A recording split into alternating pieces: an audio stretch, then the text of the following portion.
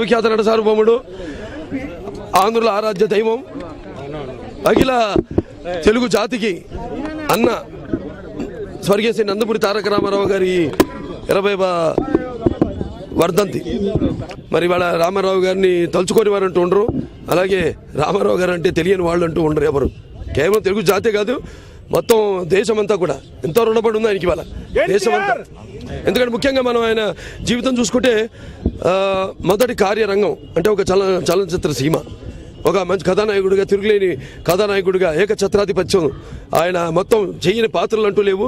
ఒక 30 ఏళ్ళలోనే ఒక మంచి పండు ముసలి పాత్ర అంటే భీష్ముడి పాత్ర భీష్మలో, అలాగే రాజుపేదలో ఒక పేదవాడి పాత్ర అయితేనేమి, లేకపోతే నర్తనశాలలో ఒక బృహన్నల పాత్ర అయితేనేమి, ఇటువంటి అనితర సాధ్యమైన పాత్రలన్నీ పోషించిన ఏకైక మహానటుడు. ఆయనకే సాధ్యం అవి, ఆ పాత్రలన్నీ పోషించాడు.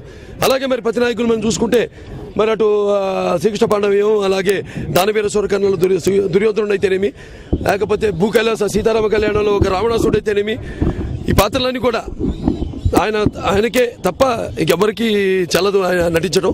అలాగే మరి రాముడు, కృష్ణుడు, వెంకటేశ్వరుడు ఇవన్నీ చెప్పక్కర్లేదు.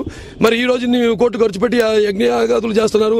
ఏదో ఈ దైనందిన కార్యకలాపాల్లోంచి సమయం లేదు కాబట్టి అందరికీ ఏదో భక్తిభావన పెంచామంటున్నారు అందరూ, కాదను.